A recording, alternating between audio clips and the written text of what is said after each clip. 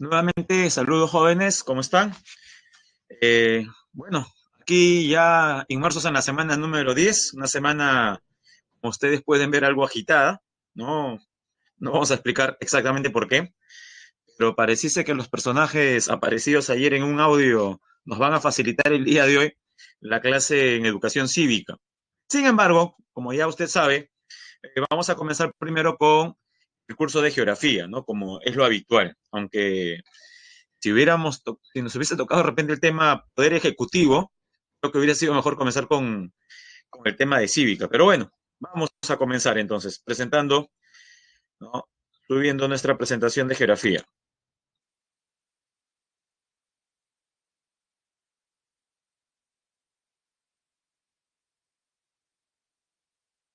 A ver, semana número 10. Acá va. Bien, como habíamos visto la semana pasada, el tema de biomas, flora, fauna, ecosistemas, hablamos acerca del biotopo, biocenosis, ¿no?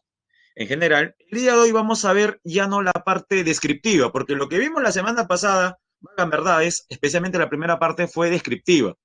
Mencionamos, por ejemplo, qué es un bioma, qué es un ecosistema, inclusive hicimos un ejercicio mental, recuerda al inicio, le pregunté acerca de cuál es la unidad básica de todo ser vivo, y usted correctamente contestó, profesor, es la célula, muy bien. A ver, ¿recuerda usted respecto a esa parte? ¿Cuál fue la última pregunta que hicimos? Bueno, se la hago recordar. Fue, si la célula es la unidad básica funcional de todo ser vivo, ¿cuál sería el máximo nivel de organización de la materia viva? ¿Recuerda? Bien, es sencilla esa. Repito, la pregunta es, ¿cuál es el máximo nivel de organización de la materia viva, tomando en cuenta que la célula es la unidad básica? Era cuestión de subir niveles, ¿recuerda?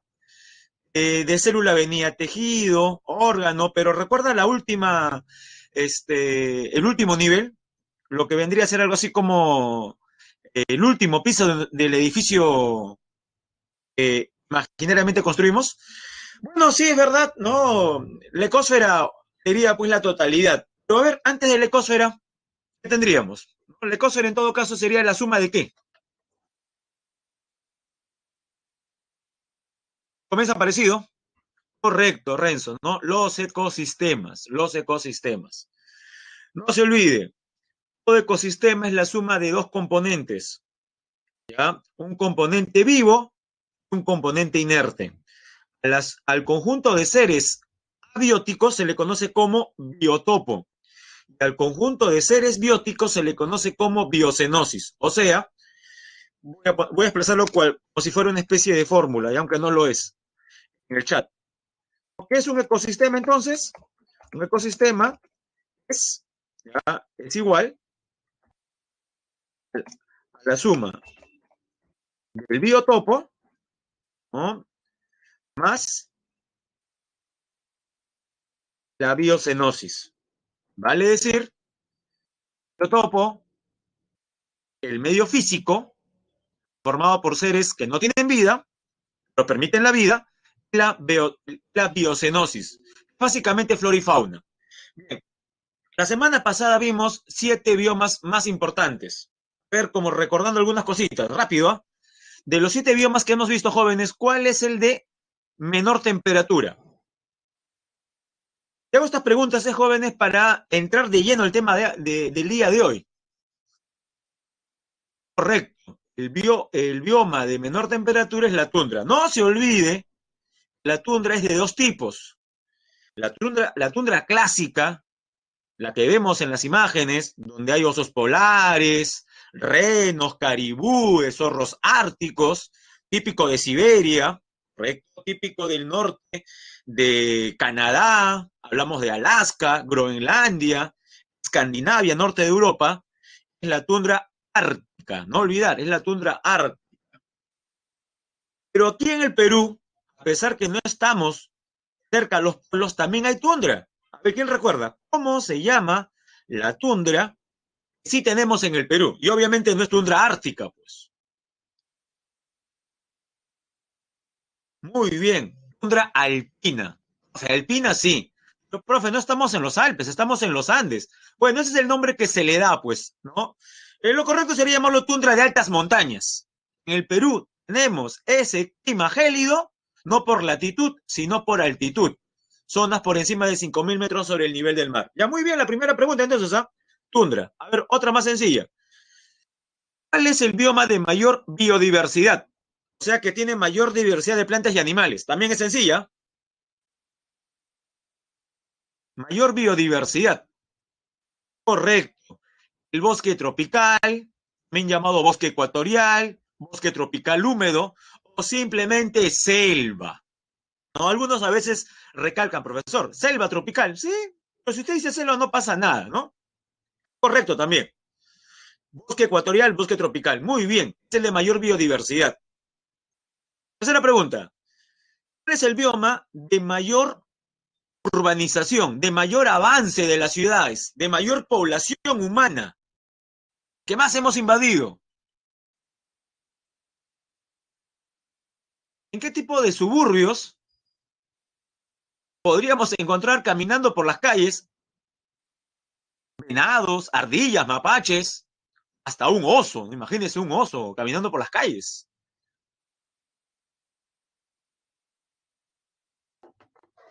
Uno pensaría que son noticias falsas, ¿no? Estas imágenes que nos muestran osos buscando la basura doméstica, ¿no? Eso ocurre a veces. Luego eso no va a ocurrir aquí en el Perú, ¿no?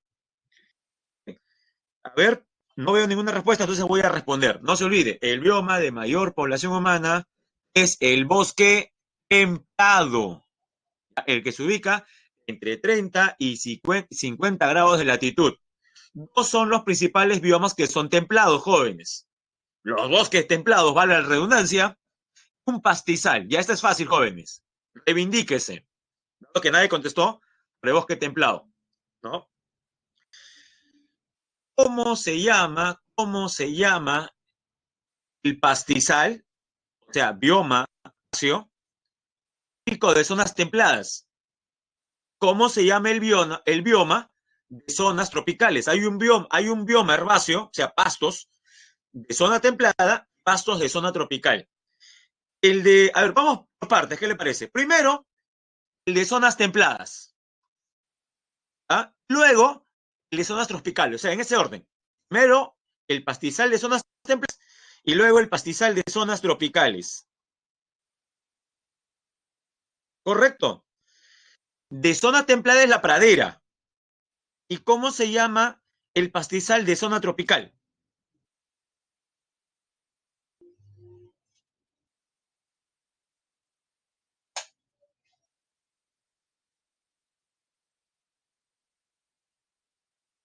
A ver, jóvenes, ¿tenemos respuestas? Todavía no. Ajá, correcto, sabana. Las sabanas y las praderas, no se olvide, son biomas donde predomina la vegetación herbácea. Muy bien. Y la última, jóvenes, la última. ¿Cuál es el bioma de mayor aprovechamiento agropecuario? El que tiene mejores condiciones para el desarrollo de la agricultura y la ganadería.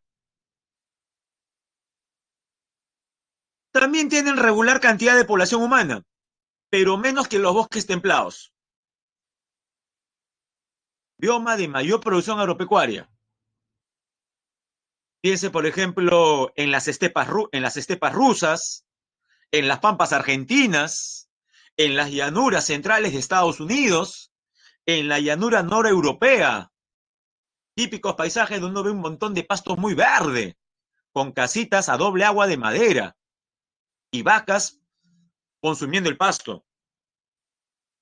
Ah, recuerde que valle no es un bioma, valle es un relieve, donde puede haber un bioma, un ecosistema.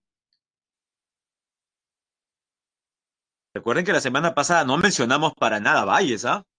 Por eso es que menos mal que hago estas preguntas para no confundir. Yo sé que, jóvenes, llegada a la semana 10 hay un montón de información que hemos dado en clase, ¿no?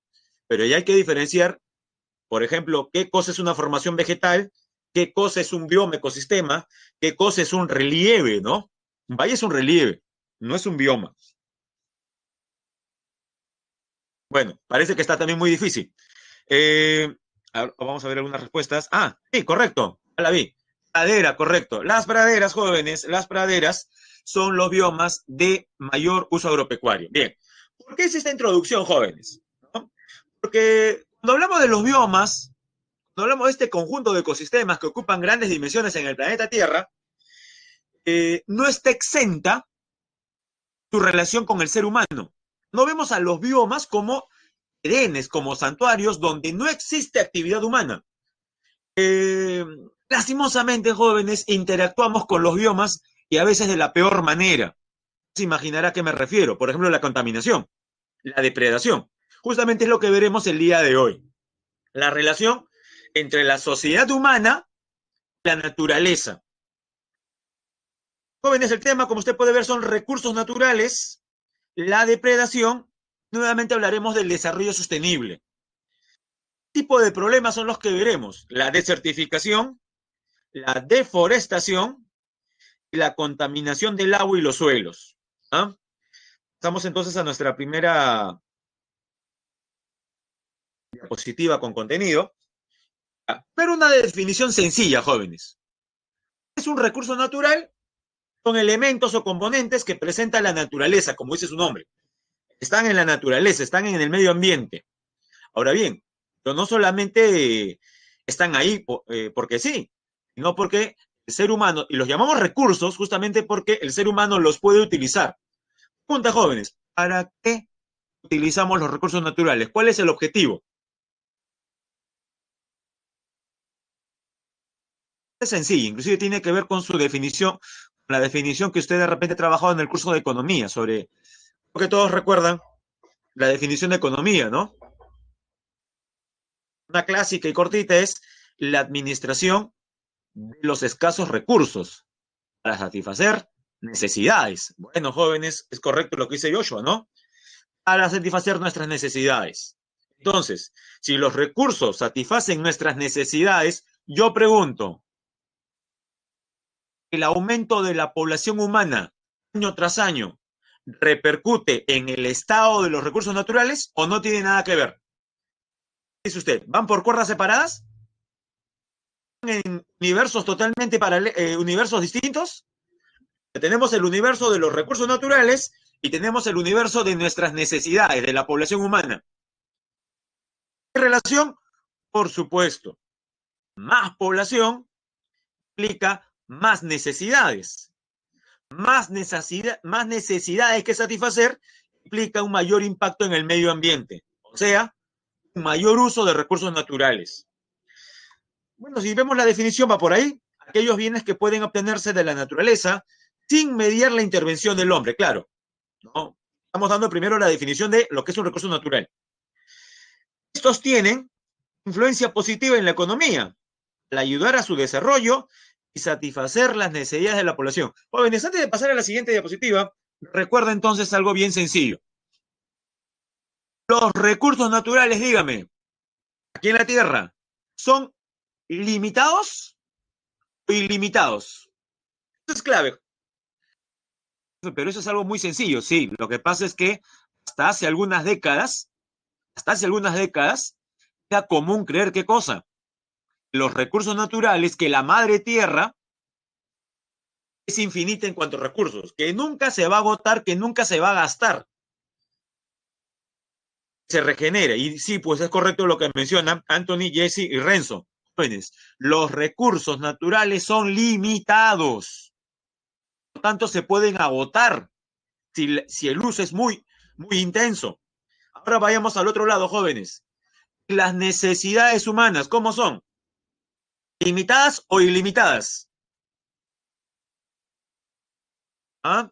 Las necesidades humanas son ilimitadas. Perfecto. Ya, nota ahí. Algo, vamos a llamarle, a ver, extraña en esa relación, que nuestras necesidades ilimitadas dependen de recursos limitados. Por supuesto, jóvenes, ahí va a haber un desbalance. Ese desbalance es el que actualmente estamos padeciendo. No estoy diciendo que antes no haya ocurrido. Pero jóvenes, allá por el año 1890, hace 130 años, nuestro nivel de depredación era mucho menor que el de ahora. Conforme pasan los años, ¿a qué atribuye usted que nuestro nivel de depredación sea mayor que antes? Mira, profesor, lo que dijo usted, que hay mayor población. Sí, es correcto, hay mayor población, pero acompañado de qué también. Con el paso del tiempo, jóvenes, hemos mejorado. En realidad es algo positivo, que mejora la calidad de vida, pero a la vez que mejora nuestra calidad de vida, también aumenta justamente el tipo de uso, aprovechamiento de la naturaleza. Correcto, muy bien, Jesse. La tecnología. Usted no puede comparar nuestro impacto, ¿correcto? En el neolítico, durante la revolución neolítica, con el impacto durante la revolución industrial. O el impacto de la primera revolución industrial con la segunda revolución industrial. Por último, impacto que tenemos en estos tiempos, ¿no? De cuarta revolución tecnológica, ¿no? Estamos prácticamente, algunos dicen que estamos inmersos a puertas de la cuarta revolución. Entonces, jóvenes, ahí hay un problema, pues. Lastimosamente, a mayor grado de tecnificación, mayor uso intensivo de recursos naturales.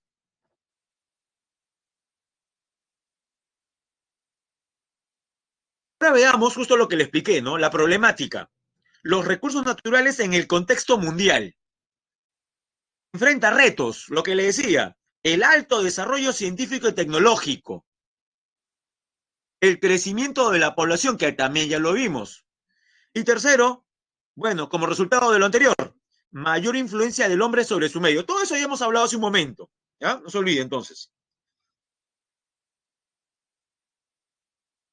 Y ahora sí, principales problemas que afectan a los recursos naturales. Jóvenes, ¿está mal aprovechar los recursos naturales? ¿Sí o no? No está mal, porque si no aprovechásemos los recursos naturales, no estaríamos aquí. Hay que aprovechar los recursos naturales, de eso no quedan dudas. Entonces, ¿cuál sería la solución? Porque obviamente la solución no es prohibir el uso de recursos naturales.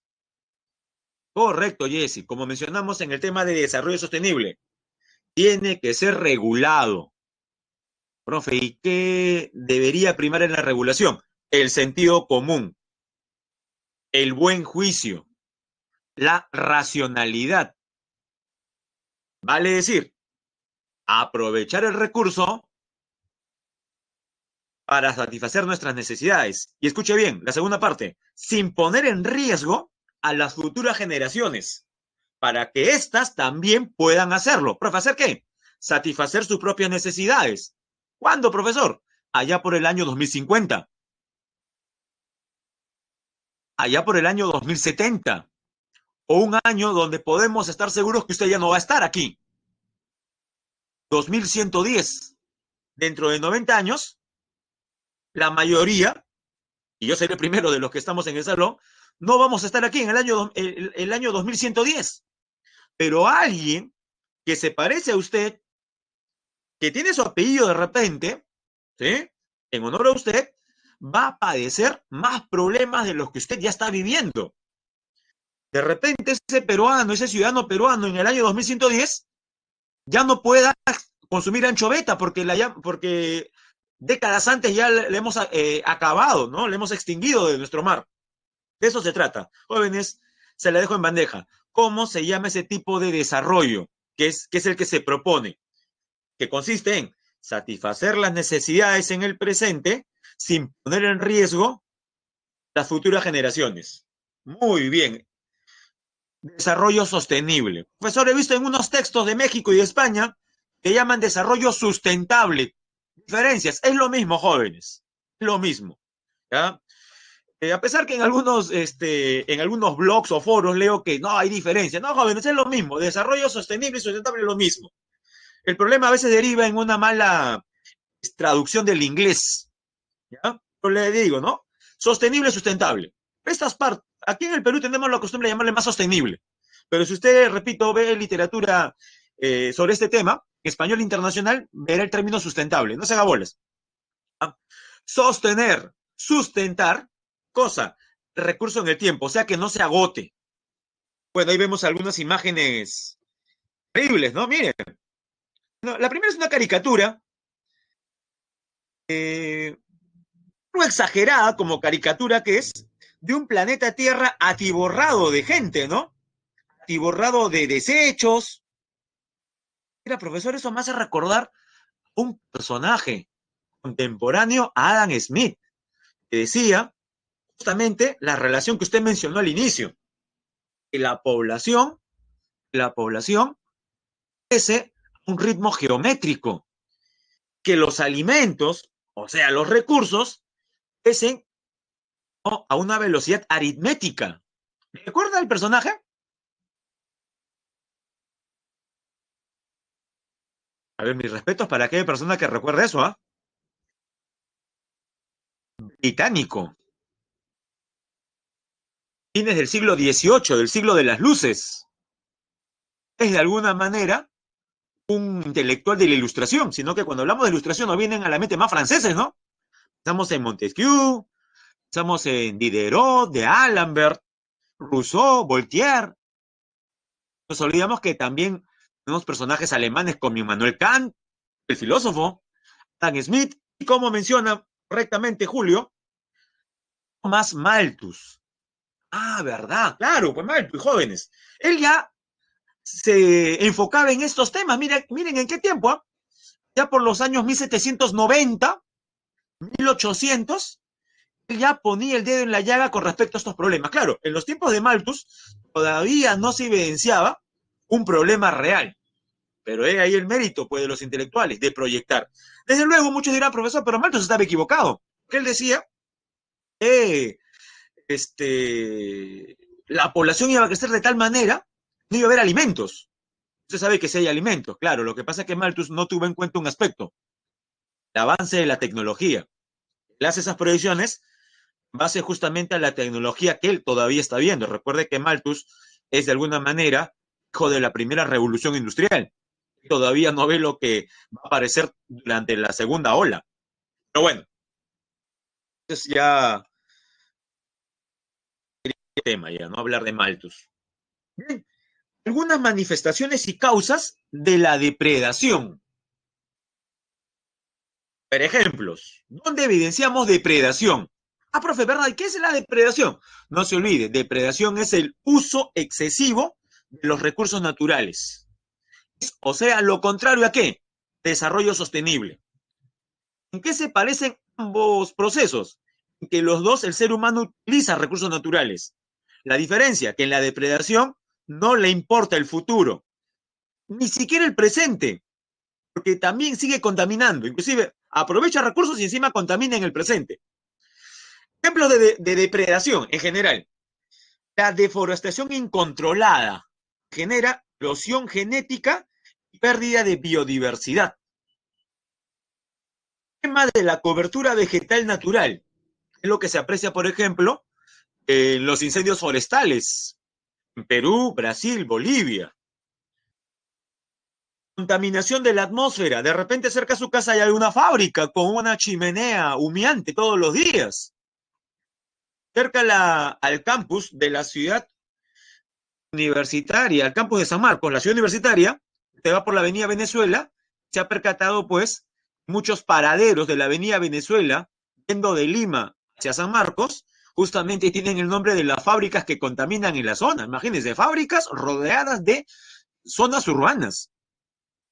Fábricas deberían estar en la parte periférica, debería haber una zona industrial especial, ¿no? Bueno, están ahí en plena ciudad.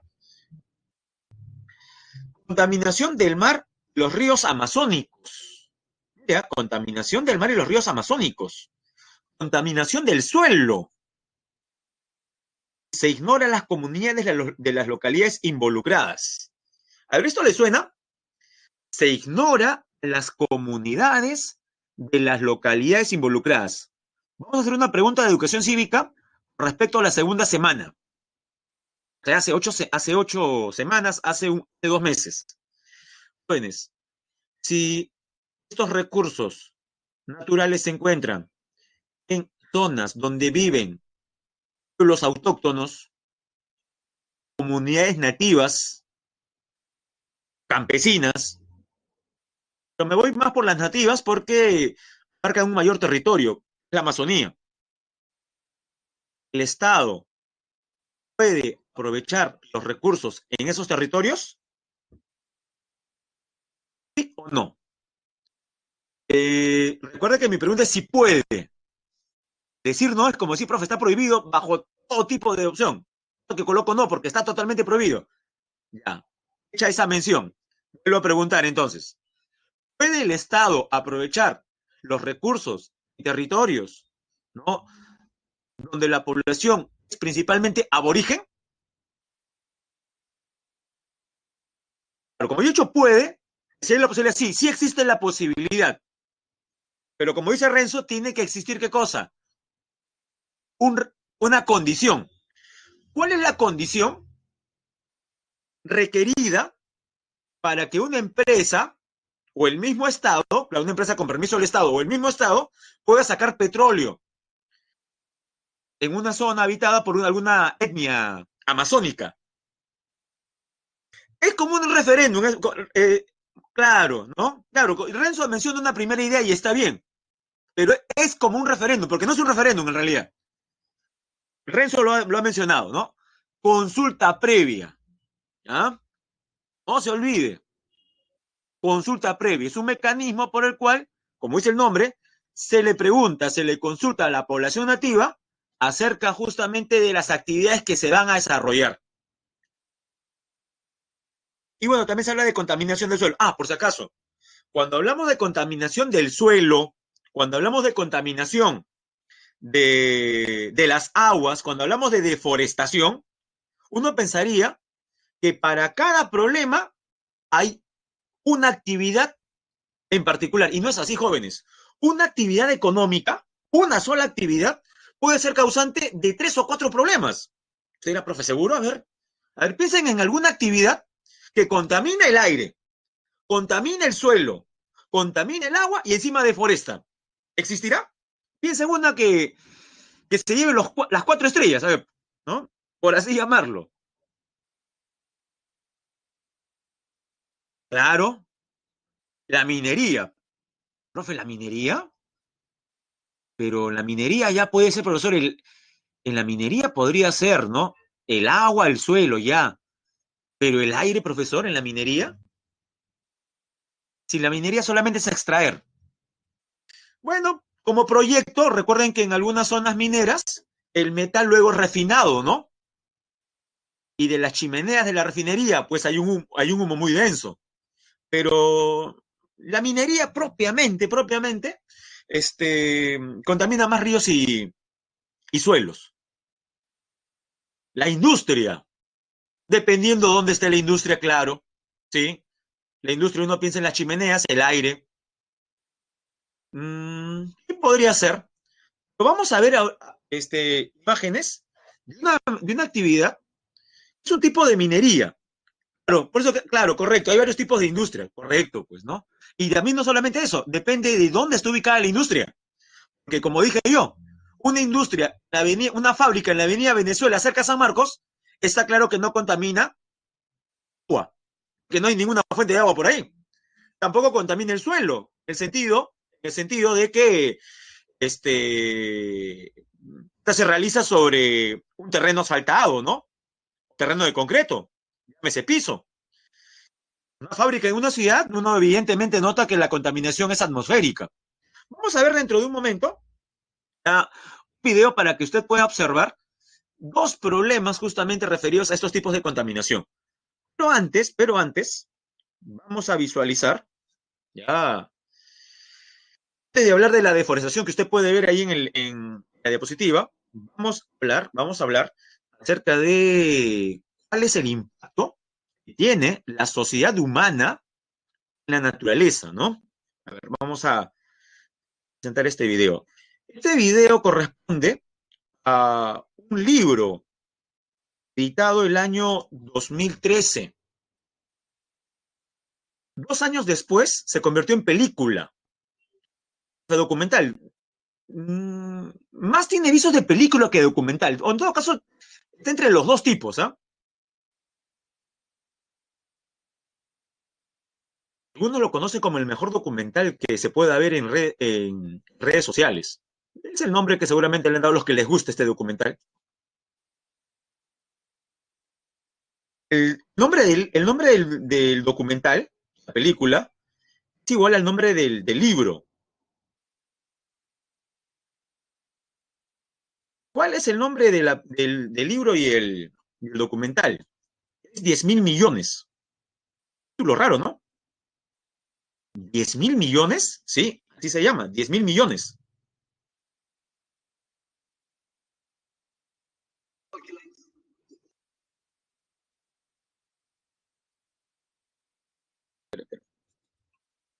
Ahora sí.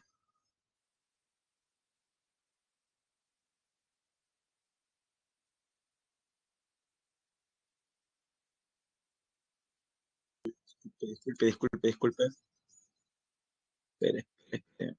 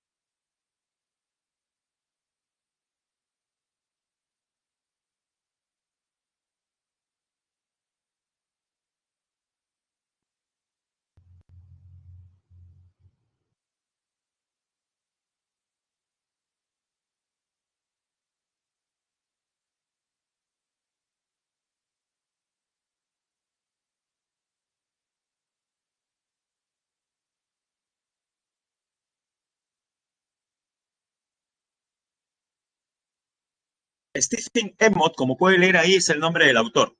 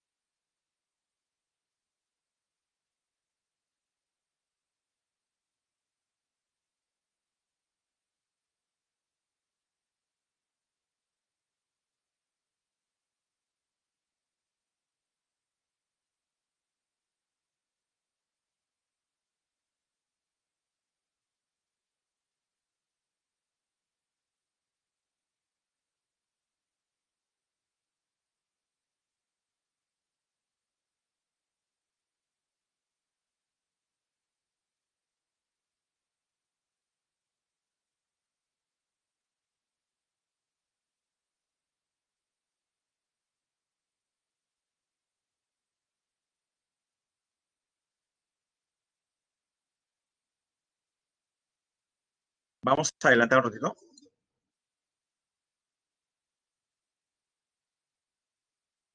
Ahí va a explicar acerca del aumento de la población y el impacto en la Tierra.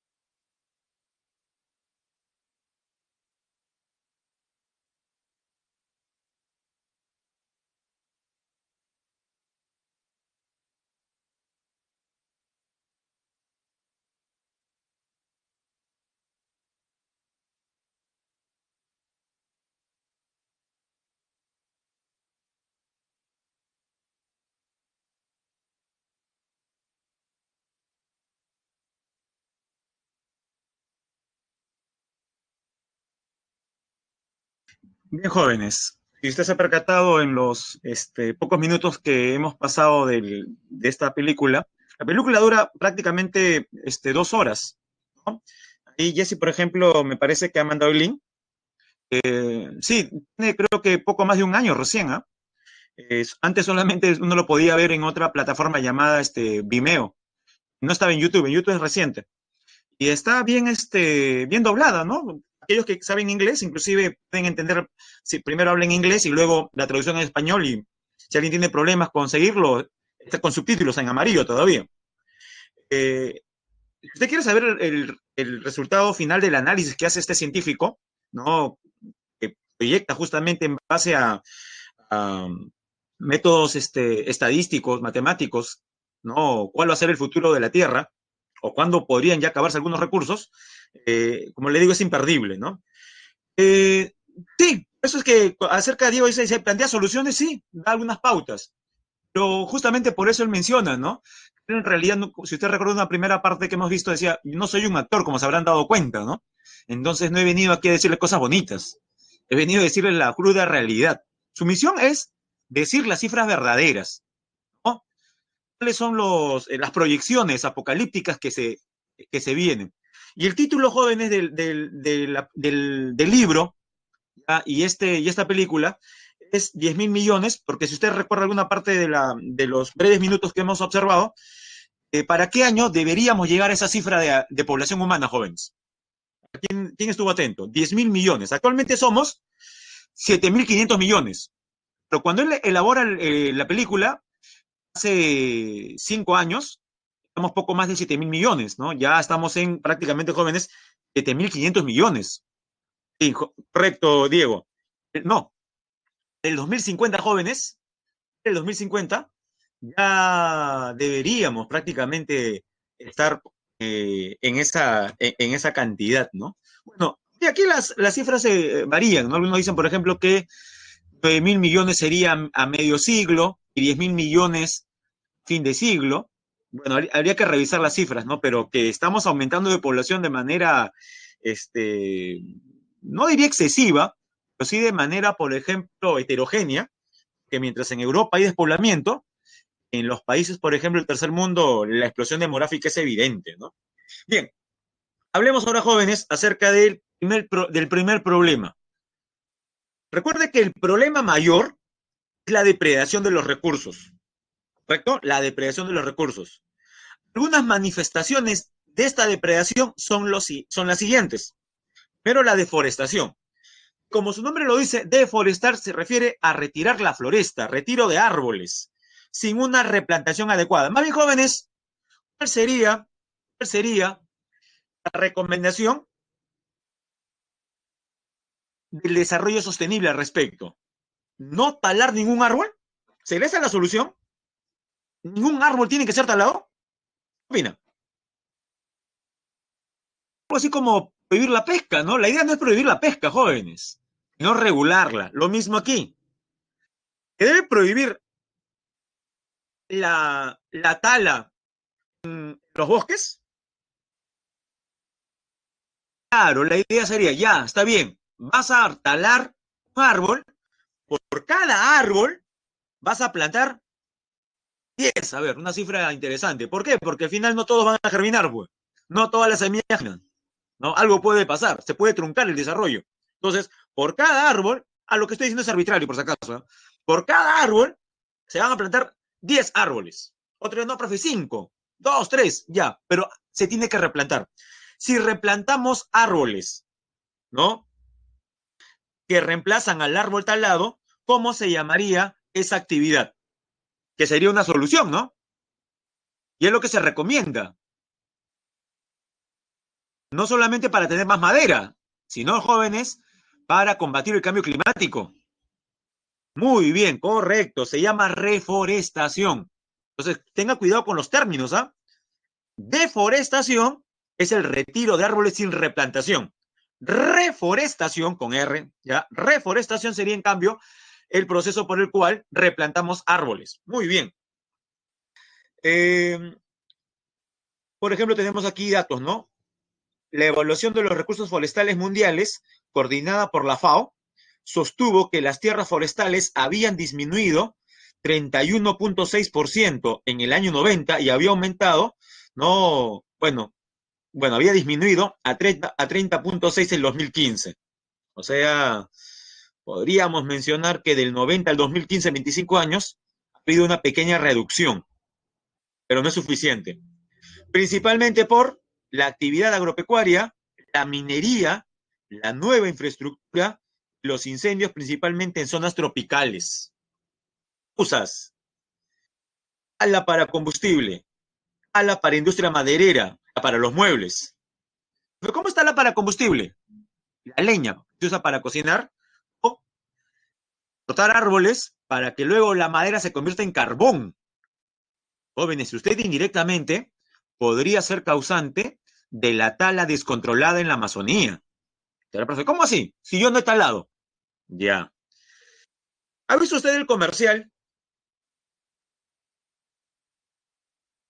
del gobierno peruano titulado El celular más caro? No sé si lo ha visto. Bueno, cuando tenga tiempo, googlee, busque videos y ponga el celular más caro. A Mariel sí lo ha visto. ¿Ya? Y es algo, por ejemplo, que nos atañe a todos de alguna manera. A ver, aunque esto tiene que ver más con cívica, pero como introducción a lo que está ocurriendo aquí. Mire, usted más tarde se dispone a ir a un supermercado, a hacer las compras justamente de fin de semana. Ya, muy bien. Regresando a casa, lastimosamente, pues, como el supermercado, digamos, está a 7 cuadras de su casa, usted dice, ¿para qué voy a usar el transporte y exponerme si son 7 cuadras? De paso que hago algo de ejercicio, un poquito de sol, vitamina D, bueno, caminar, y estoy algo ya oxidado. 7 cuadras. 7 cuadras de ida, 7 cuadras de vuelta. Perfecto. Pero regresa pues con las manos ocupadas porque está con las dos bolsas. En cada bolsa hay por lo menos 5 kilos de mandarinas o cualquier otro producto. Muy bien. Y recibe una llamada por parte de algún familiar, ¿no? Para decirle pues que, uy, no te olvides de comprar esto o regresa a comprar otra cosa. Y usted que está preocupado pues con las bolsas, oh, recibe la llamada en plena calle, ocurre pues lo que aparece en muchos videos, ¿no? De repente usted sale viralizado también. Cosa, aparece por ahí alguna moto, algún mototaxi, o alguien baja de algún carro y se dispone pues a apuntarle con un arma en la cabeza hasta que usted le entregue su celular. Dicho sea de paso, era de última generación. Usted, ante ese dilema, usted dice, bueno, más importante es la vida, así que no pongo resistencia. Se lo lleva. Camino a su casa, usted medita sobre la maldad en el mundo, analiza la delincuencia en el Perú, ha sido una víctima ahora, en todos los flagelos que puedan haber, flagelos sociales. Una semana o menos, dice, tengo que reemplazar el celular que me han robado, pero no tengo mucho dinero. Ahora, y recibe un mal consejo por parte de alguien que le dice, oye, pero hay un lugar donde venden celulares, mismo celular que te han robado, lo he visto que lo están vendiendo a 140 soles. Sí, sí, puede ser posible, sí, 140 soles, y si regateas hasta menos todavía. Me interesa. ¿Dónde queda? Ah, está por Plaza Unión, en el centro de Lima. Hay una avenida llamada Argentina. Ahí en las primeras cuadras, ahí por ahí venden. Ah, no, no sabía. Bueno, en realidad todos saben a qué lugar me refiero, ¿sí o no? La Cachina. Es más, hasta hay un centro comercial que se llama La Cachina Fashion, ¿no? Hay un símbolo de un panda todavía por ahí. Bueno, más conocido como Las Malvinas. Va a este emporio, por así llamarlo, y encuentra todo tipo de celular a precios muy cómodos. Y creo que hasta factura le dan. Jóvenes, ¿a qué se debe el bajo precio de la mayor parte de esos celulares? Nos hagamos jóvenes. ¿A qué se debe? Que han sido robados. Entonces, usted que ha sido víctima del robo, va a un lugar donde ofertan celulares robados. Vale decir, ¿usted qué cosa está haciendo? Está alimentando ese circuito vicioso, ese círculo vicioso. ¿Eh? Bueno, y si es el tuyo, hacen descuento, dice todavía Anthony. Bueno, quién sabe. Ya, profe, pero ese ejemplo tiene que ver con lo de ahora sí.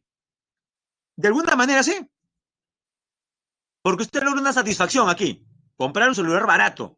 Esa es la satisfacción. Ya, cambiemos aquí. ¿Cuál es la satisfacción con respecto al tema? Que usted come un rico pollo a la brasa, jóvenes. ¿Qué, profe? Sí. El pollo a la brasa que usted come podría ser algo así, como decimos, el celular más caro, el pollo a la brasa más caro. ¿No, profesor? Yo he ido a una pollería donde venden el cuarto a 20 soles máximo, más de 20 soles no pago. Pero jóvenes, ese es el precio que usted paga directamente. Pero habría que ver, ese pollito a la brasa ha sido dorado, ha sido cocido por el calor emanado de ¿qué? De la leña, de un carbón. Y hay muchas pollerías que inclusive sacan propaganda diciendo, este pollo es a la leña. Y encima, leña de algarrobo, que es la especie más importante de Piura, Lambayeque y parte de Tumbes. En esa zona, por ejemplo, del Perú, se están depredando los bosques secos, los algarrobales, y el algarrobo es convertido en leña para que vaya a una pollería y usted pueda disfrutar de este rico pollo. Es más, hasta la gente dice, no, con el vapor generado este, por el calor emanado por la leña del algarrobo, el sabor es distinto, inclusive más rico, se cose de otra manera. Bueno, no sé si eso se... No, es más, correcto, como dice Anthony, ¿no? En Ica también. Claro, esas son especies de algarrobo que han sido replantadas en algunas partes de Ica. Bueno, jóvenes, miren las cosas. Oh, la última, jóvenes. No, profe, yo no como pollo a la brasa, menos mal, ya. ¿Cómo puede usted asegurar que el mueble, la cama, el camarote que está en su casa no procede o ha sido elaborado de una madera que viene de la selva del Perú a partir de tal ilegal? ¿Dónde está el cartoncito, la certificación de que la madera con la cual se ha hecho su mueble provenga de un bosque que ha sido reforestado? ¿Saben por qué no hay ningún tipo de certificación? Porque no viene de un bosque reforestado. La mayor parte de la madera extraída es ilegal. Por eso es, por ejemplo, que en Europa sí exigen que cualquier mueble o madera, más muebles, que llega a ese territorio tenga una certificación. Tiene que estar certificado, ¿no? De que procede de una zona donde se realiza la conservación, el desarrollo sostenible y donde se practica la reforestación. Si no, no lo compran porque asumen que es algo así como el celular que usted compra en las Malvinas. Se presume que es robado, ¿no? Ya acá se presume que viene de la madera de un bosque deforestado. Bueno, alguien dice por ahí, profe, yo duermo en el piso. eh, bueno, no, si usted duerme en el piso, podríamos decir que no es culpable entonces, ¿no? Pero no creo que duerme en el piso. Cero, tala para la minería ilegal de oro. Pero la minería ilegal de oro, ¿para qué tendría que deforestar? ¿Acaso los árboles tienen oro? Ya, pero jóvenes, los árboles llegan hasta la zona que tiene oro, pues. Entonces lo que van a hacer para colocar mejor las máquinas, que van a tragar el terreno. ¿Qué dijo? No he dicho tragara, pero lo voy a escribir mejor, ¿ya?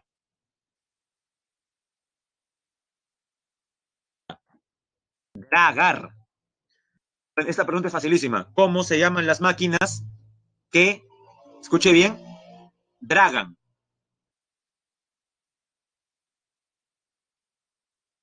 Profe, ¿cómo se llamarán? Se llaman igual pero acá prácticamente. ¿Ya? Las máquinas que dragan se llaman dragas. Oh, profesor, es sencillo, pero nunca he visto una draga. Bueno, jóvenes, vamos a enseñarle imágenes de algunas dragas, ¿ya? Este video corresponde a Madre de Dios y ha sido elaborado por una organización no gubernamental, ¿no? Llamada Sociedad Peruana de Derecho Ambiental, CPDA. Claro, son como excavadoras, Diego, correcto. Pero mejor que un video nos dé una idea más clara del tema.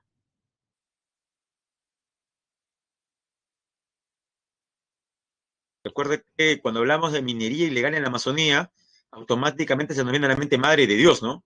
Madre de Dios es el más afectado.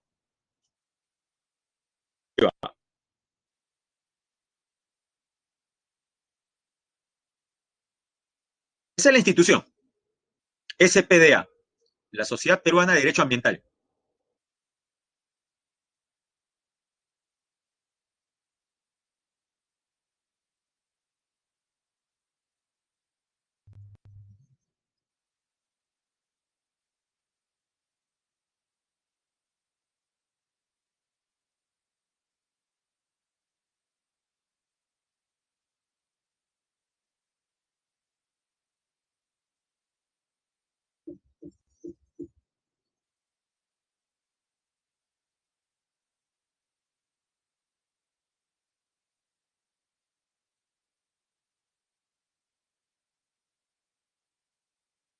Miren lo que ha hecho la minería, parece el Sahara.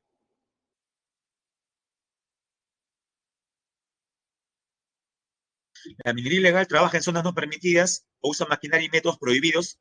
Está penada por ley. La minería informal es aquella que puede ser legalmente viable, pero sus operadores aún no completan los requisitos exigidos por el Estado.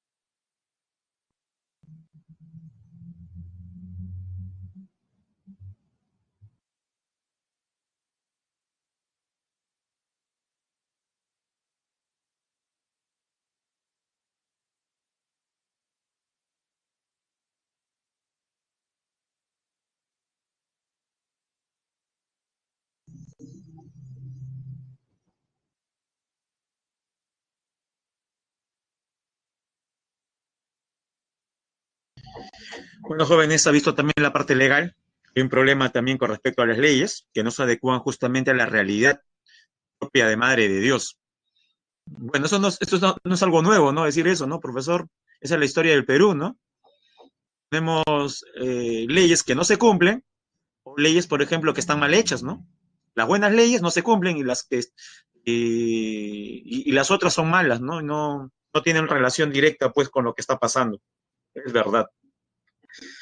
Y jóvenes, también hay una tala de uso, ¿no? Derivada de la tala y uso de químicos por el narcotráfico. El narcotráfico también tala las selvas, ¿ah? O sea, los bosques son atacados por diferentes frentes, ¿ah?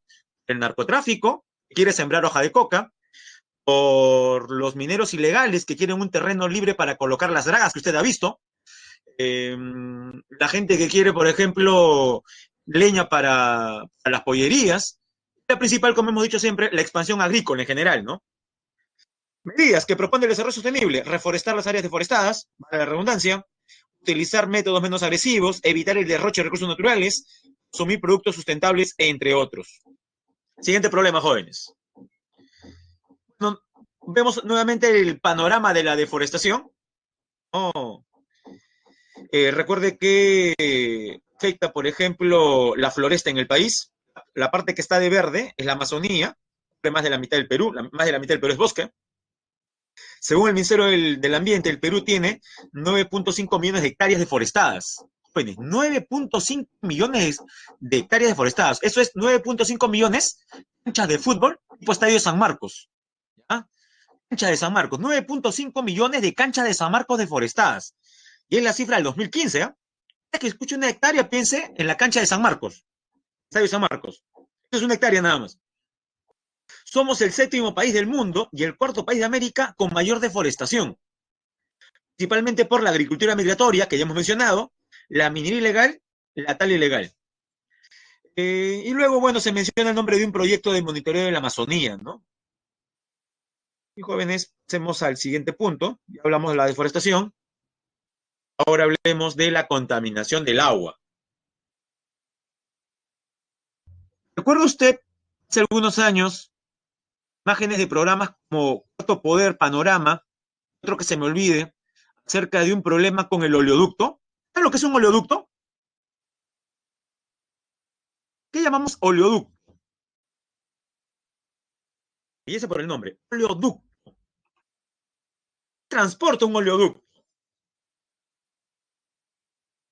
Petróleo, muy bien. ¿Existe algún oleoducto en el Perú? La respuesta es sí. Se llama oleoducto norperuano. No, el de Camisea es también una tubería llamada gasoducto. Comienza en Cusco y termina en Lima. El oleoducto norperuano comienza en Loreto, termina en Piura.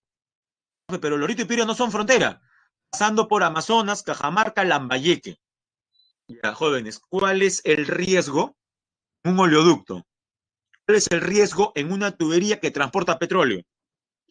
Ya. Bueno, jóvenes, respecto a geografía, un minuto, 2 minutos de un último video, para que no solamente quede pues no en las palabras, ¿no? Derrame, ¿no? O sea, que se filtre, que haya una rotura, una fisura, ya se imaginará. Bueno, entonces, esto que vamos a pasar creo que es de panorama, vamos a ver, del panorama periodístico,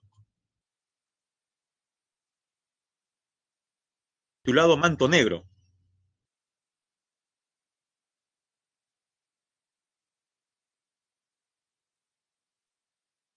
Unas imágenes son fuertes, ¿ah?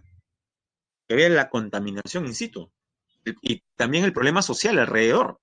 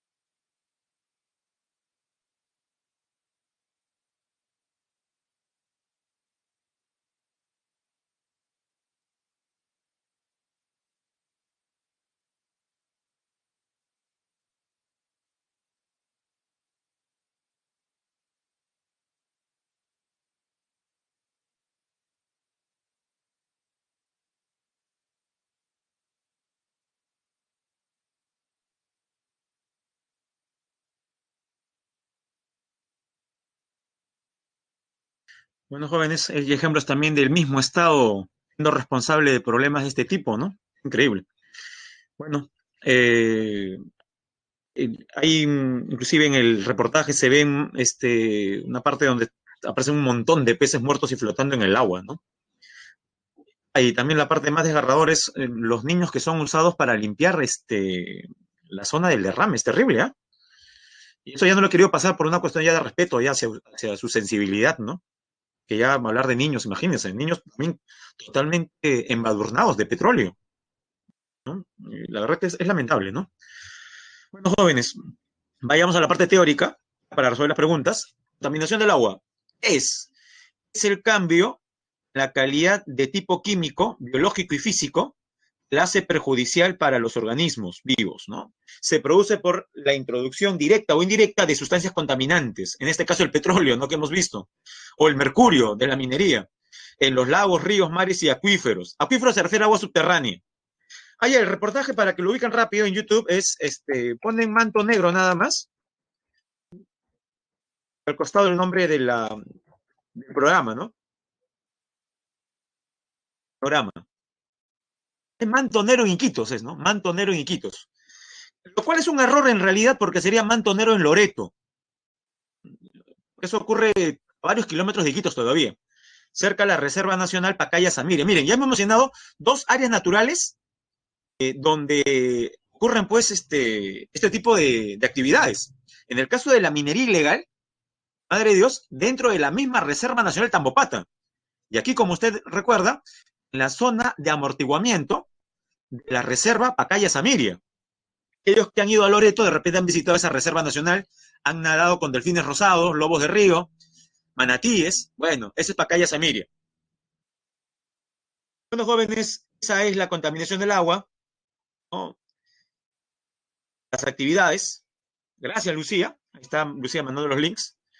¿Qué son las fuentes contaminantes? A ver, veamos. Derrame de petróleo, uso de abonos y pesticidas, típico de agricultura, vertido de detergentes, sedimentos y materiales en suspensión, desmonte, por ejemplo. Y arriba, fotos de relaves mineros, aguas servidas. Aguas servidas son las aguas de alcantarilla, la cloaca, el desagüe que usted le llama.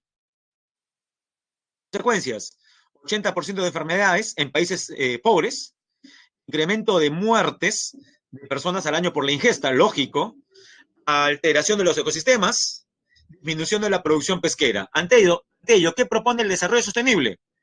Reducir el volumen de los contaminantes, reutilizar el agua residual, eso es algo que debería hacerse más de forma eh, replicada en mayores casos, ¿no? Hay distritos, por ejemplo, que ya reutilizan el agua, ¿no? Para regar, por ejemplo, parques y jardines, al menos. Y otros, en cambio, que todavía siguen regando aguas y jardines con agua potable. Es increíble. Último problema, jóvenes. Primero, una definición del suelo. Jóvenes, el suelo es la capa superficial de la corteza terrestre. No es solamente roca, minerales, sino también tiene un sustrato orgánico. Es un recurso vital en realidad. Recuerde que hay una materia orgánica llamada humus, propia del suelo, que le da ese color más oscuro. Ahora sí, hablemos de dos problemas que afectan el suelo: la contaminación y la desertificación. Primero, la contaminación, una teoría similar, ya es la introducción justamente de agentes contaminantes, ¿no? Que precisamente alteran este tipo de recurso natural llamado suelo. Agentes contaminantes, uso exagerado de pesticidas o plaguicidas, uso exagerado de abonos sintéticos, relaves, aguas residuales, basura. Consecuencias: pérdida de la productividad del suelo, muerte de los organismos útiles al suelo, los microorganismos especialmente, concentración de plaguicidas en la cadena alimenticia. ¿Cómo es eso, profesor? Que cuando usted consume un rabanito, si este rabanito procede, por ejemplo, de una zona donde se ha aplicado agresivamente abonos y plaguicidas sintéticos, usted probablemente también esté consumiendo químicos. Es algo lógico, porque la cadena alimenticia finalmente se va a encargar, pues, ¿no?, de que usted sea parte de ese proceso. Medidas de desarrollo sostenible: utilizar abonos orgánicos. Jóvenes, un ejemplo de uso de abonos orgánicos, por ejemplo, que usaban durante el incanato, los Hatun Runa, para mejorar la productividad del suelo, para aumentar la producción. Tipo de abono. Abono natural, abono orgánico. ¿Cuál sería este? Comúnmente conocido como guano. O sea, el excremento de camélidos, el excremento de cuyes, ¿no? De animales de granja también. Eso es abono natural. Los últimos jóvenes, bueno, ahí están las actividades que caminan en el suelo, ya hemos mencionado, producción y utilización de agroquímicos, minería ilegal, explotación de minas. El último problema, jóvenes, la desertificación. Jóvenes, la desertificación no es otra cosa sino que la pérdida de nutrientes, la pérdida de material orgánico, material fértil de un suelo. Uno pensaría que este proceso solamente se da en los desiertos. No, se puede dar en la costa, en la sierra o en la selva. No se olvide, la desertificación es la pérdida, la degradación del suelo. ¿Generado por qué? Bueno, aquí tenemos algunas causas, ¿no? Malas prácticas agropecuarias provocan la pérdida, por ejemplo, la destrucción de la cobertura vegetal provoca la pérdida de la capa fértil por la acción de la erosión del agua y el viento, la erosión. Y el mal drenaje. A veces uno cree que utilizar mucha agua es positivo. Jóvenes, si usted utiliza más agua de la necesitada, lo que va a hacer es afectar el suelo. ¿Por qué, profesor? Lo que va a hacer es que floren sales justamente hacia la superficie. Este proceso se llama salinización. La salinización de los suelos es producto justamente de ello, de beber mucha agua. Segundo, el territorio donde usted está practicando la agricultura no tenga buen drenaje, o sea una zona cóncava, donde el agua esté acumulada o empantanada. A eso se refiere, ¿no? Salinización y el mal drenaje, la acumulación. Bien, jóvenes, a ver, vamos a poner en práctica lo que hemos aprendido. Eh, los recursos naturales son aprovechados por el ser humano para satisfacer sus necesidades de subsistencia. Estos existen en la naturaleza sin la intervención del hombre. Bueno, eso ya lo sabemos. ¿Qué beneficios trae para la comunidad la presencia de esto? Esta pregunta es bien fácil, ¿ah? ¿Contribuye al desarrollo económico? Correcto. Aporta con la generación de dióxido de carbono, como si eso fuera positivo, ¿no? Falso. Provee de alimentos y medicinas. Verdadero. Ayuda, colabora a la reducción de la pobreza. Sí, es correcto. Vamos a marcar entonces aquí como clave, muy bien, la letra B, que me imagino todos han marcado de esa manera, como Joshua, ¿no? Muy bien. Pregunta 2. Según los últimos reportes del MINAM sobre la deforestación en el Perú, cada año se pierden 126.938 hectáreas de bosques. Por esta razón es necesario que el Estado exija a los colonos, o sea, a los que van a la zona a deforestar, y a concesionarios, cumplir con ciertas medidas de responsabilidad. ¿Cómo? A ver, ¿cuál sería la clave aquí? ¿Cuáles serían correctas? Primera, reciclar, reducir, reutilizar. Eso parece correcto. El máximo, los residuos sólidos inorgánicos. ¿No? Serían los orgánicos en todo caso. Los inorgánicos no sé, es más complicado. Utilizar métodos de consumo que contribuyan con su conservación. Verdadero. Desarrollar cursos de capacitación para las poblaciones involucradas, como los colonos, ¿no? Que colonizan esas zonas, ¿no? Verdadero. Muy bien, la clave la C. Y dice la 4, aprovechar al máximo la tala ilegal para desarrollar la industria maderera, ¿no? Falso, ¿no? Como decir, por ejemplo, que para mejorar la economía hay que apoyar a los ladrones, ¿no? Que así hay más ventas en las Malvinas. No, pues, por ahí no va la cosa, no se puede apoyar la ilegalidad. Pregunta número 3. La Comisión Nacional de Lucha contra la Desertificación y la Sequía, NALDES, es una organización multisectorial adscrita al MINAM. Tiene por objeto luchar contra la desertificación, mitigando los efectos de las sequías. Para ello promueven el sector agrario. ¿Qué sería recomendable entonces? Para contrarrestar, jóvenes, la desertificación. ¿Qué sería la mejor práctica? ¿Verdad? Dice, retirar la cobertura vegetal de la ribera de los ríos. Acabar con la vegetación. B, mejorar las condiciones de sobreriego. Usar más agua. C, aprovechar el empantanamiento. El cultivo de arroz. justamente ese empantanamiento genera la desertificación. La clave correcta es la letra D, muy bien. Introducir el uso de fertilizantes naturales, ¿no? Como guano, ¿no? Algunos le llaman bosta también, guano o bosta, como quiera llamarlo usted. Y la última, jóvenes, muy bien, hasta ahorita. Punta 5, jóvenes, este es un caramelo para usted, ¿ah? Relacionar. Tenemos a la izquierda los problemas y a la derecha sus causas más frecuentes. A ver, en el caso de la deforestación, ¿cuál es la causa más frecuente? No te olvides, usted era profesor, la deforestación, la principal causa es la tala. Recuerda, hemos dicho ya varias veces que no es la tala. A ver, entonces sería la primera. ¿Uno con qué, jóvenes? Hagámoslo por partes, a ver. La primera, deforestación, o bien, muy bien, con agricultura migratoria. No se olvide, la principal causa de la deforestación es la agricultura, la expansión de la agricultura, causante de incendios en Bolivia, en Brasil, en el mismo Perú. Luego viene ya la tala, el narcotráfico. Hasta ahorita, profe, veo las claves, entonces queda descartada la A y la B. Puede ser la C o la D. Vamos a ver si es la C o la D. Yoyo dice que es la C. Veamos. Contaminación del agua, jóvenes. Contaminación del agua. ¿Con cuál? Es la principal causa de la contaminación del agua. Una de las principales. Bueno, tenemos aquí, por ejemplo, derrame de petróleo, como hemos visto en el reportaje, ¿eh? Como hemos visto en el reportaje, derrame de petróleo en el oleoducto norperuano. Es contaminación del suelo. Bueno, esa estaba sencilla. Oh. Uso de abonos sintéticos.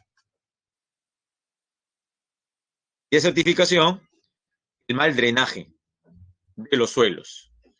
Bien, la clave correcta sería, bueno, yo ya se dio cuenta al final, ya. La clave sería entonces la letra D, ¿no? Ya corrigió, ya, la letra D. No, no hay problema. La idea es, si uno se va a equivocar por último, se va a confundir que sea aquí en la práctica, ¿no? En el examen no.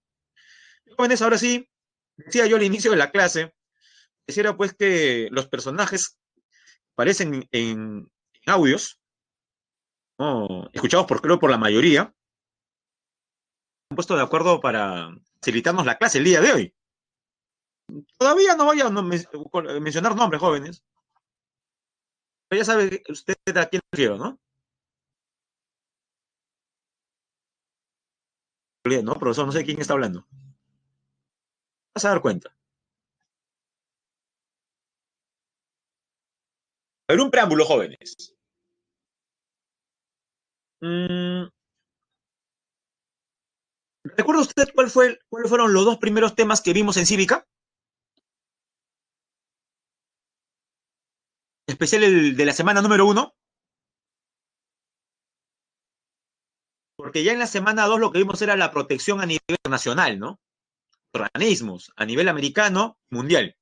Muy bien. El tema fue derechos humanos y sus garantías. Claro, está bien, derechos humanos y garantías. Garantías justamente para proteger esos derechos. O sea, el tema principal fue los derechos humanos. Muy bien. Jóvenes, en qué texto aparecen los derechos que el Estado peruano tiene que salvaguardar? ¿Qué texto, imagino, está en su biblioteca? En la Constitución. Muy bien. Jóvenes, te resumo la Constitución. Se divide en dos principales partes. La Constitución tiene dos principales partes. La primera trata sobre los derechos humanos,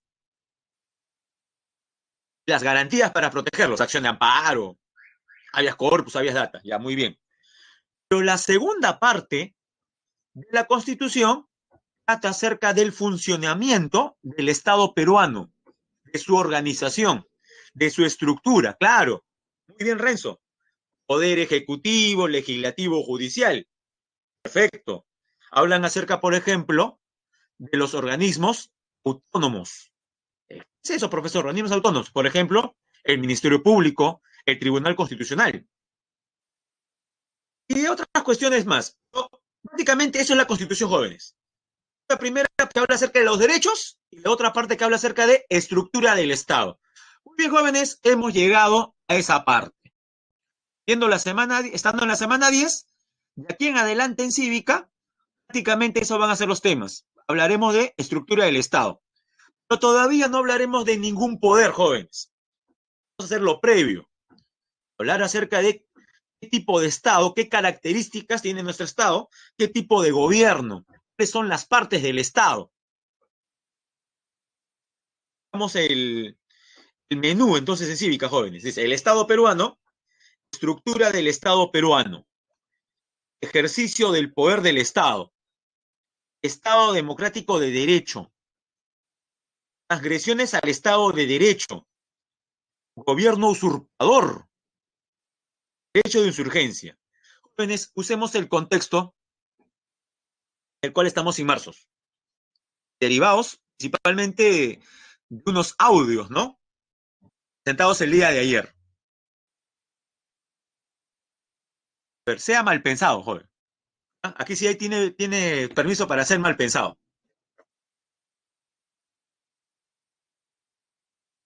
Usted ve aquí en la diapositiva, en la última parte dice gobierno usurpador.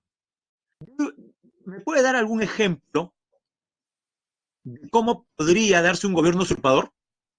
Por ejemplo, que el día de hoy ocurra ¿qué? Claro, profe, no me asuste. No, no, no. Estoy dándole alas para que imaginen. No va a ocurrir tampoco, jóvenes. ¿Ah? Fue un golpe de Estado. Claro, si tuviésemos en la actualidad militares que no respetan la institucionalidad, ¿no? Y que se les ha olvidado, les ha dado amnesia con respecto a una línea, está escrita en la Constitución que dice, las Fuerzas Armadas no son deliberantes. Eso está escrito en la Constitución. Las Fuerzas Armadas no son deliberantes. O sea, ¿a qué se refiere eso? No pueden deliberar sobre asuntos como por ejemplo que estamos viviendo. Y eso es algo que a unos les causó algo de miedo cuando el día de ayer el presidente del Congreso se despidió.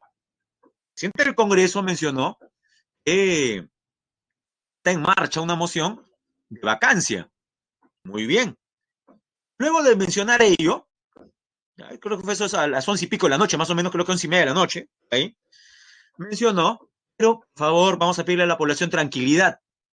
¿Cuál me parece razonable? Y está bien que alguien tiene, por ejemplo, ese cargo, trate de tranquilizar a la población. Pero luego de decir tranquilidad a la población, menciona algo que está fuera de contexto, ¿no? Menciona, por ejemplo, que ya tiene conocimiento de que al respecto, ante esta problemática, no, las Fuerzas Armadas no van a hacer nada. Otras palabras, obviamente. Mira, profe, y eso está bien, pues, ¿no? ¿Usted quiere que intervengan las Fuerzas Armadas? No, a lo que voy es innecesaria la mención a las Fuerzas Armadas. Como decir, no, no, no se preocupen, ya las Fuerzas Armadas me han dicho que no va a ocurrir nada. Es innecesario.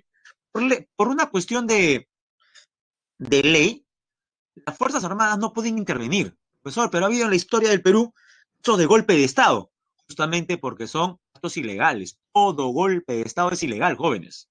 Todo golpe de Estado es ilegal. Entonces, bajo esa idea, y todo golpe de Estado es ilegal, alguien que toma el poder de esa forma violenta se convertiría en gobierno ¿qué? Lo que estoy preguntando. Un gobierno usurpador. Y pregunto yo,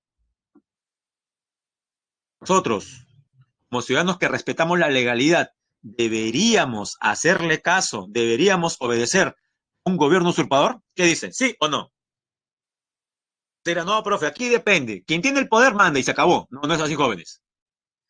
Nosotros no tenemos por qué deber, no tendríamos por qué obedecer a un gobierno usurpador. Entonces, la Constitución menciona en algún artículo que tenemos algún derecho de protestar, ¿no? De rebelarnos ante ese poder usurpador. Sí. ¿Quién me dice cómo se llama ese derecho? ¿Cómo se llama esa acción? Por la cual uno se puede rebelar ante un gobierno usurpador. Repito, está Mencionó en nuestra Carta Magna. Claro, hacer un golpe de Estado convierte a esa persona en un dictador. Correcto, ¿sí? Una persona que llega al poder por un golpe de Estado es un dictador. Pero, ajá, muy bien, Joshua. Ya te dio la respuesta. Se llama justamente derecho de insurgencia. Se llama derecho de insurgencia. De eso hablaremos en la última parte, pero creo que ya lo hemos trabajado algo, va a ser más sencillo cuando lo veamos en la parte final. Bien. Con respecto a la estructura del Estado, jóvenes, primero definamos qué es el Estado peruano. Voy a ampliar la imagen.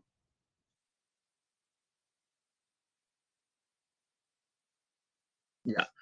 Usted puede ver ahí la nación jurídica políticamente organizada sobre un determinado territorio. En la definición ya se mencionan por lo menos tres elementos. Lo voy a subrayar. Se menciona nación. ¿Qué nación? Ahí va. Se menciona al final territorio. Ahí van dos. Se menciona organizada. Organización. Jóvenes, ahí usted tiene tres elementos de Estado. Nación, territorio y organización, o sea, gobierno. Características. La República del Perú, democrática, social, independiente, soberana. Analicemos cada palabra. Jóvenes, ¿a qué se refiere con que la República del Perú es democrática? Ah, y antes de eso se me está olvidando. El Estado peruano ha adoptado una forma de organización. ¿Cómo se llama la forma de organización? El Estado peruano, la que ha adoptado. Se llama república. Pero eso es obvio. Es que recuerde que no todos los estados del mundo son repúblicas. A ver, recurramos a su cultura general. Mencióneme un estado actual que no sea república.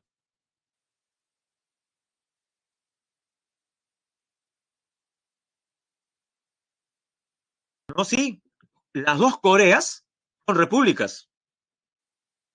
Pero si hay un dictador y todo lo demás, esa es otra cosa, ¿no?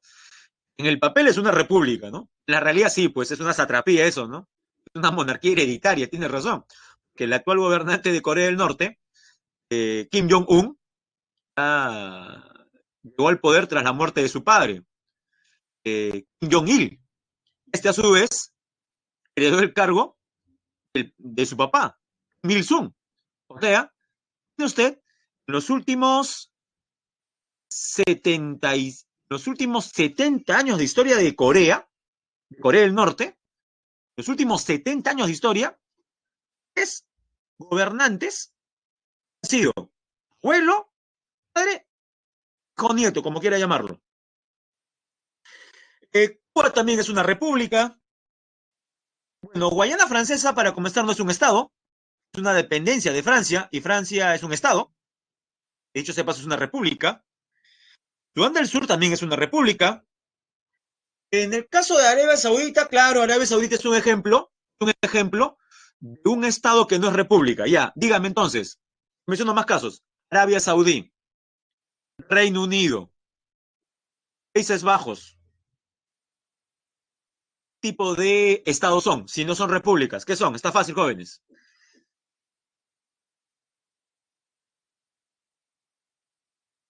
No tienen presidente. ¿Qué cosa tienen como gobernante? Tienen a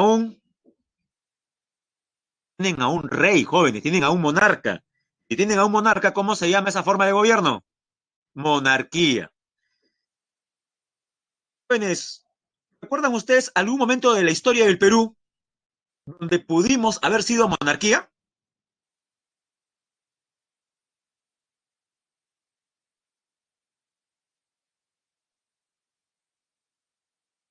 Bueno, el- recuerde, una monarquía es un estado, ¿ah? Durante el virreinato ni siquiera fuimos estado, fuimos solamente colonia, entonces no podría ser virreinato, jóvenes. Más bien en el virreinato fuimos parte de una monarquía, la española. No, yo me refiero al Perú independiente ya. En los albores de la independencia, ¿recuerda usted algún episodio en los albores de la independencia. ¿Recuerda usted algún episodio donde la historia hubiese cambiado y hubiésemos podido ser una monarquía? Correcto, Oscar. En el proceso inicial de independencia. Profe, ¿quién? Le hago recordar. ¿Cuál fue el proyecto de San Martín? Claro, correcto, Diego. San Martín proponía para el Perú una monarquía constitucional, o sea, una monarquía con parlamento. Finalmente, los criollos se decantaron más por la otra opción, la de la república. Y eso es lo que somos en la actualidad. Y es el modelo más extendido, dicho sea de paso, ¿eh? Hay más repúblicas que monarquías. Y la mayor parte de las monarquías que hay en el mundo son monarquías parlamentarias también, ¿no? No vaya a creer pues que son monarquías absolutistas como en la época de Luis XIV, el rey Sol, ¿no? No, tampoco vamos a hablar de eso. Aunque las petromonarquías del Golfo Pérsico sí se les parecen, ¿no? Como Arabia Saudí, Jordania, Emiratos Árabes Unidos, entre otros. Qatar, que va a ser el próximo mundial. Bien, ahora bien, ya que sabemos qué cosa es república, vayamos a la primera característica de nuestra república. Democrática. ¿A qué se refiere? Bueno, jóvenes, el poder emana del pueblo, democrática. Social. Muchachos, eh, ¿cuál es el principal objetivo que persigue el Estado? Le doy dos opciones. ¿El bien de algunos o el bienestar de las mayorías? Responda, obviamente, según cómo debería responderse este tipo de interrogantes, ¿no? Basados, pues, justamente en la Constitución, en el respeto a las libertades y todo lo demás. Claro, la República del Perú, el Estado peruano ha sido creado justamente para el bienestar general, ¿no? El bienestar de las mayorías, no de un grupo en especial. Esto que hablamos justamente de ello, ¿no? Una, de una democracia, ¿no? Y no una aristocracia, ¿no? Donde el poder es detentado solamente por un pequeño grupo. La diferencia. Social, colectivo, el bien común. Independiente, ¿a qué se refiere, jóvenes? Recuerda la famosa proclamación. San Martín, ya que ha mencionado a San Martín.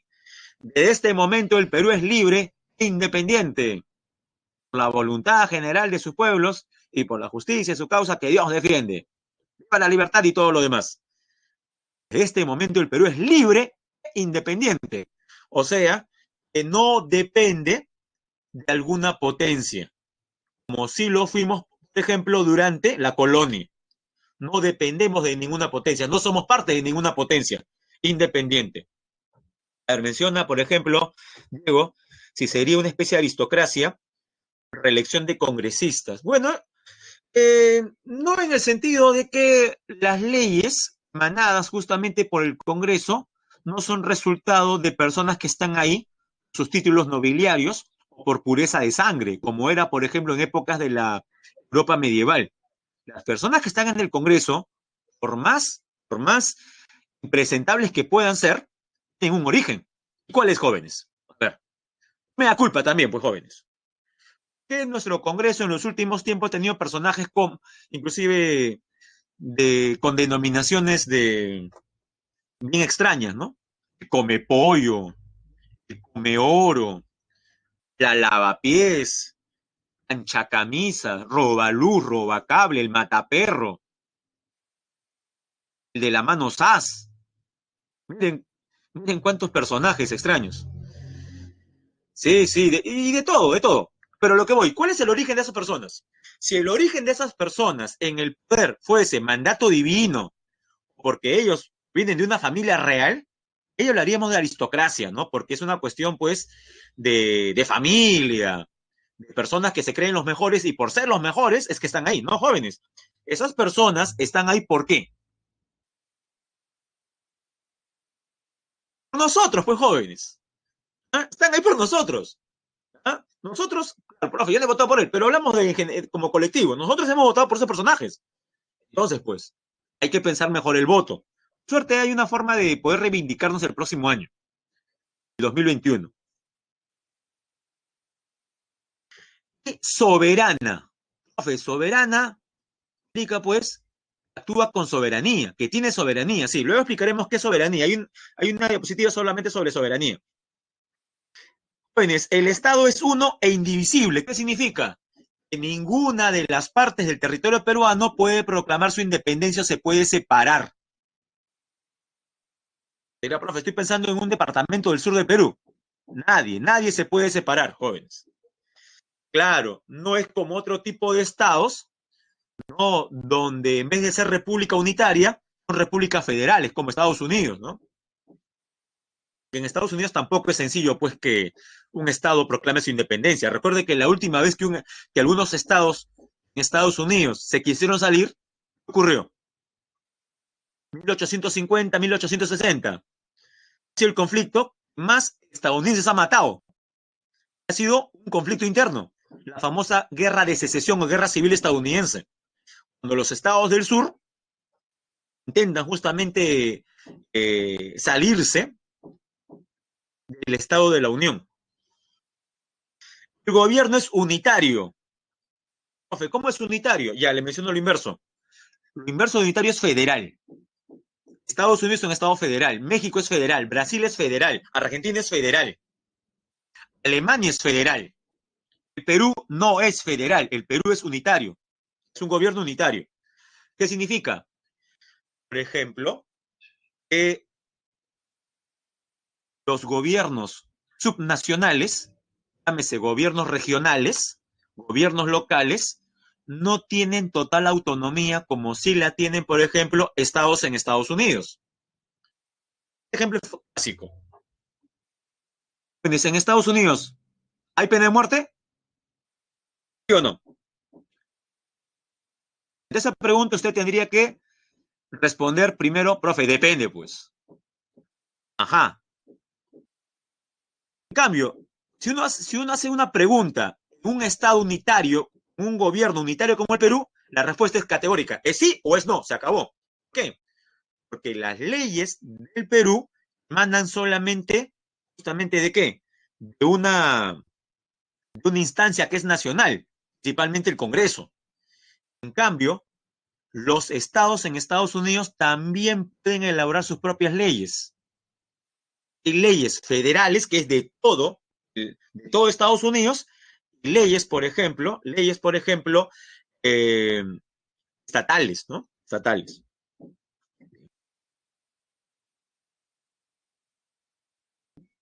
Digamos, representativo, ya mencionamos, que representan a la población, y descentralizado. No se olviden, el poder del Estado emana del pueblo, como lo hemos dicho. Quienes lo ejercen, no lo hacen con las limitaciones y responsabilidades que la Constitución y las leyes establecen. O sea, no hay un poder total tampoco, pues, ¿no? No hay un poder total, ¿no? Tenemos aquí una... Correcto. Bien. Sigamos entonces.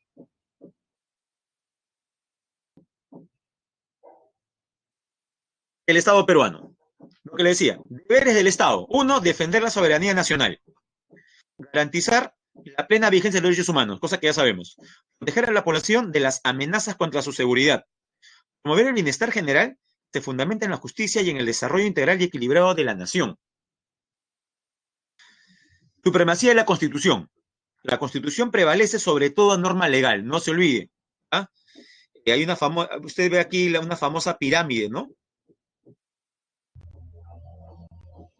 Hans Kelsen, ¿no? Donde establecen justamente. Sí, para muchos, yo sé, algunos sostienen que un Estado federal es mucho mejor que un Estado unitario, ¿no? Un gobierno federal es mejor que un gobierno unitario. Pero también hay un punto, y con esto termino. El Perú adopta un gobierno federal sería darle también una gran responsabilidad a las autoridades internas, como gobiernos regionales. Ahora bien, nuestros gobiernos regionales están en la capacidad, ¿no?, de poder administrar eh, mañas competencias. Eso también es otra pregunta que hay que hacernos. Y jóvenes, los símbolos patrios. La bandera, el escudo, el himno nacional. Por si acaso, la escarapela no es un símbolo patrio, ¿eh? A usted le obligaban en el colegio a usarla, ¿no? Bueno, Elementos del Estado, jóvenes: nación, territorio, gobierno, soberanía.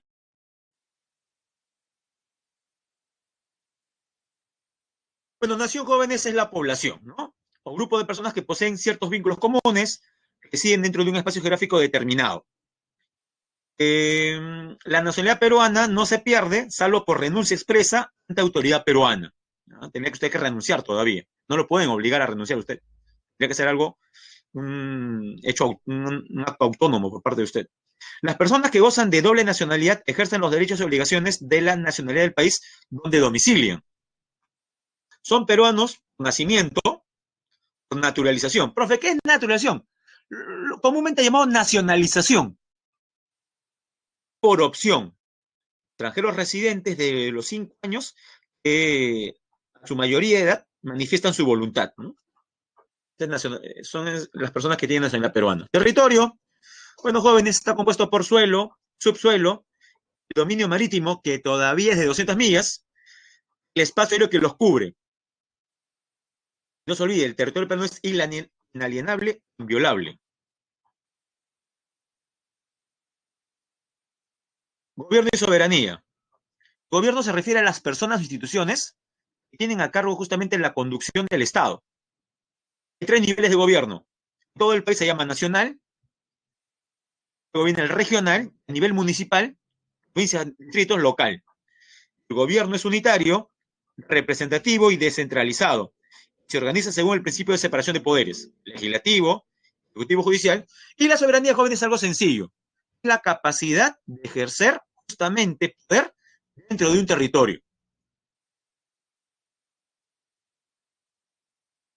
Otros aspectos del Estado peruano son idiomas oficiales, el castellano, quechua, el aymara y las demás lenguas aborígenes. La defensa jurídica del Estado. ¿Quiénes son los abogados del Estado? Porque al Estado a veces también lo acusan en juicios. Ya, los abogados del Estado son los procuradores. Dependen del Ministerio de Justicia y Derechos Humanos. Son los, como está acá, los procuradores. Estos son los abogados del Estado, se encargan de la defensa jurídica del Estado. O no del gobierno, sino del Estado. Por último, jóvenes, la estructura del Estado peruano, ¿no? Eso es sencillo, lo vamos a ver más adelante. 3 poderes. Hablaremos de lo que algunos llaman como el cuarto poder, son los organismos autónomos. El Tribunal Constitucional, el Ministerio Público, ¿no? Luego tenemos ahí una definición de lo que es democracia. Habría que remontarnos hasta Grecia. Bueno, es el sistema político que defiende la soberanía del pueblo, de reconocimiento a nivel internacional. Para muchos es el mejor sistema que existe, para otros es el menos malo. Por último, jóvenes, el Estado de Derecho, ¿no? El Estado de Derecho, bueno, es someterse justamente al imperio de la ley, que nadie puede hacer lo que le da la gana, ¿no? Todo debe darse en el marco de la ley, donde las personas, ¿no?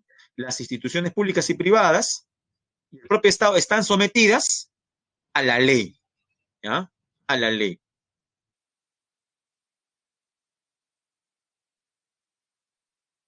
La transgresión, ¿no? La violencia, la corrupción, los actos de sedición o rebelión. Lo que dije al inicio, ¿no? Gobierno usurpador, derecho de insurgencia. Gobierno usurpador, golpe de Estado. Derecho de insurgencia, que la población civil tiene el derecho justamente a desconocer a esa autoridad. Bien, jóvenes, mientras va resolviendo la pregunta 1, vamos a la encuesta, ¿ya? A ver, nos quedan 2 minutos. La primera pregunta está sencilla, es compleja, pero en realidad está sencilla.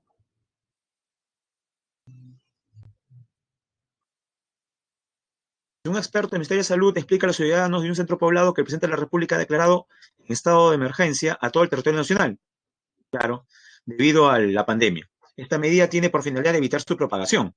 A partir de la situación mencionada, deberes del Estado respaldan la medida. Porque hay gente que está en contra de la, hasta ahora, ¿no? Hay gente que está renegando, ¿no? Me dejan salir. Más hay gente que dice, mis derechos, yo soy libre. Nunca leo la Constitución, ahora sí reclama derechos, increíble, ¿no? Jóvenes, la primera pregunta, transgredir los acuerdos nacionales e internacionales. No, pues. Proteger a la población de las amenazas contra su seguridad. Correcto. Y la 3, promover el bienestar general que se fundamenta en la justicia. Esa es la clave. 2 y 3. Muy bien, la clave es la B. Nadie se ha equivocado. Vamos a la pregunta 2, jóvenes. Pregunta 2. Pregunta 2. ¿Verdadero o falso? Por el Estado peruano. ¿Se organiza según el principio de separación de poderes? Verdadero. El poder democrático emana del respaldo de las Fuerzas Armadas. Bueno, quien ha marcado eso tiene vena autoritaria. Falso. La defensa de sus intereses está a cargo de los procuradores públicos, lo hemos mencionado, son los abogados del Estado. Verdadero. Su gobierno es unitario, representativo y descentralizado. Verdadero. La clave es la letra A. Muy bien. Punto 3. Un Estado de Derecho es aquel donde los derechos y las libertades fundamentales de las personas son incorporados en el ordenamiento jurídico a fin de protegerlos, mantener el orden público y fomentar el funcionamiento efectivo del país.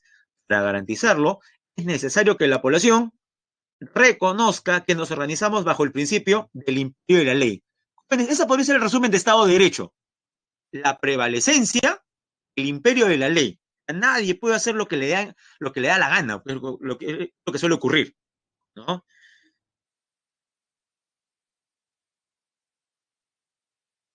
La última, cuando un gobierno, a pesar de haber sido elegido democráticamente, no garantiza la plena vigencia de los derechos humanos, la población puede ejercer el derecho de insurgencia. Con relación a este mecanismo previsto en la Constitución, identifique otros casos en los que la población puede invocarlo. Aquí habla el ejemplo yo he puesto un ejemplo de un gobierno usurpador, en el sentido de que viene el golpe de Estado, pero también podría ocurrir, jóvenes, también podría ocurrir que un gobierno elegido democráticamente, ya en el poder, adquiera tintes autoritarios. Eso también ha ocurrido un montón de veces. Recuerden nada más, bueno, este es un caso muy alejado, cómo Hitler llega al poder en Alemania. Llega justamente por apoyo de las mayorías, ¿ah? Es en el poder que prácticamente, pues, concentra todas las instituciones. Y la última pregunta, jóvenes, la pregunta 4. El Consejo de Ministros toma el control político de los otros poderes del Estado. ¿Será un caso como para decir que el gobierno es superior? Sí, pues. No es verdadero. 2. Un gobierno modifica la Constitución en contra del bienestar de la población. También es otra causal que está yendo en contra del Estado de Derecho. 3. El gobernante de turno administra el país con una clara intervención extranjera. O sea, es un monigote de alguna potencia extranjera. La clave sería, jóvenes, 1, 2 y 3. La clave sería la letra C. Que la 4 dice el presidente decreta estado de emergencia para recuperar la orden pública. Eso sí está en la Constitución, eso sí lo puede hacer. Jóvenes, la clave aquí sería la letra C. Y vamos a pausar la grabación.